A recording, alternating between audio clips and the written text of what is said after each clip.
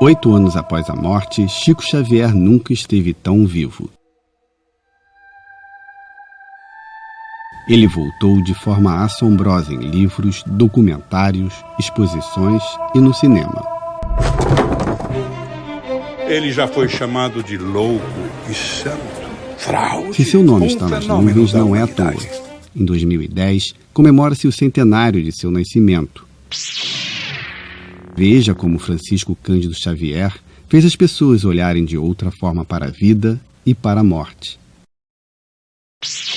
O homem que viveu entre dois mundos deve estar com a alma lavada.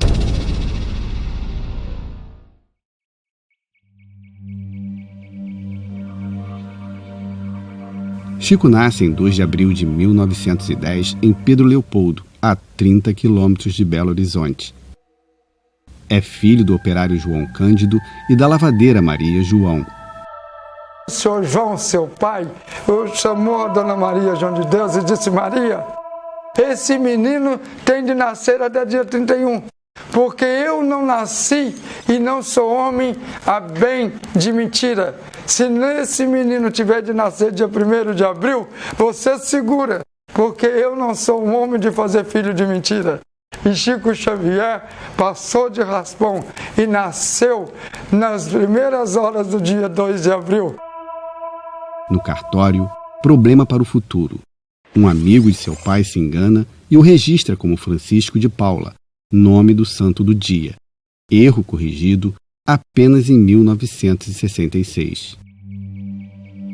Desde os 4 anos, Chico manifesta a mediunidade. Uma vez, usa termos científicos quando explica o aborto feito pela vizinha. O pai fica perplexo. Em 1915, a tragédia. A mãe cardíaca morre. Chico vai morar com a madrinha. É quando conhece o inferno na terra. Apanha quase diariamente. Chega a levar garfadas na barriga. Ele diz que o espírito da mãe o aconselha a suportar tudo com resignação. As coisas vão melhorar. Aos 7 anos, Chico volta a morar com o pai, agora casado com a gentil Cidália. A madrasta trata bem os 9 filhos herdados e ainda geraria mais 6 irmãos para Chico. Aos 8 anos, Chico começa a trabalhar em fábrica de tecidos para ajudar a família. A jornada é dura. Entra às 3 horas da tarde e só sai de lá a 1 hora da madrugada. Volta para casa e dorme até às 6 horas, quando acorda para ir à escola. Chico estuda apenas até a 4ª série e mergulha no trabalho. Arruma emprego em bar e depois em armazém. Em 1927, fica impressionado em sessão espírita, na qual a irmã teria se livrado de uma possessão. Uma das irmãs dele fica doente, né? Depois um outro casal vem ajudar e tal, para curar a filha, a irmã dele, e aí ele e Chico, ele conta o que ele estava sentindo para esse casal, e esse casal, que já era espírita, diz direitinho o que era o fenômeno pelo qual ele estava passando, né? Que era o fenômeno da mediunidade, né? A partir daí, Chico lê os livros de Allan Kardec e deixa o catolicismo. Ajuda a fundar em seguida o Centro Espírita Luiz Gonzaga. O primeiro encontro com Emmanuel, o mentor na missão terrestre, acontece em 1931. No ano seguinte, lança o primeiro livro, Parnaso de Além Túmulo, com poemas atribuídos a 56 poetas brasileiros e portugueses já mortos. O primeiro livro dele é muito impressionante.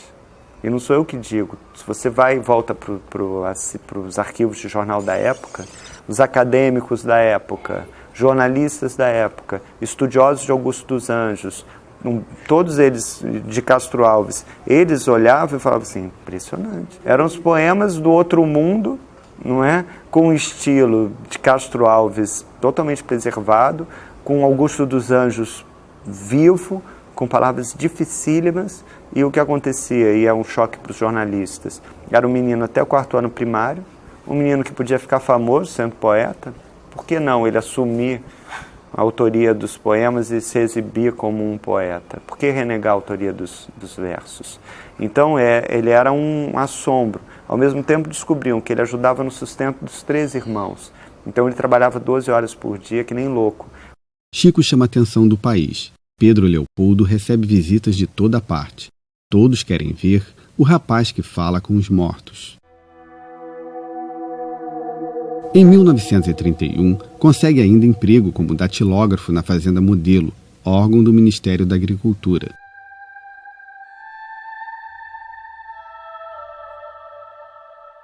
O médium sofre duro golpe em 1944. O conceituado jornalista Davi Nasser e o fotógrafo Jean Monzon o enganam.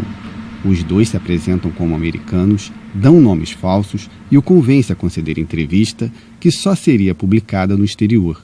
Na verdade, a matéria ganha as páginas da revista O Cruzeiro. Chico se sente ridicularizado. Quando saíram de Pedro Leopoldo, no outro dia em seus lares, ao olhar o livro que Chico deu para um e outro, viram que não estava o nome em inglês, ou que eles supostamente disseram chamar, ao distinto jornalista João Manzon, e o mesmo estava no de Davi Nasser, ao distinto jornalista Davi Nasser, mas só que assinava Emmanuel, o mentor espiritual de Chico Xavier. Logo depois, ao menos uma vitória. Livros atribuídos a Humberto de Campos e psicografados por Chico Xavier são alvos de disputa judicial. A viúva do escritor reivindica direitos autorais sobre as obras mediúnicas, mas ela não tem sucesso na ação. Chico Xavier vive para a caridade e a divulgação da doutrina espírita. Jamais casaria ou namoraria. Alega não ter vindo a esta vida para o matrimônio. Não viveria um grande amor.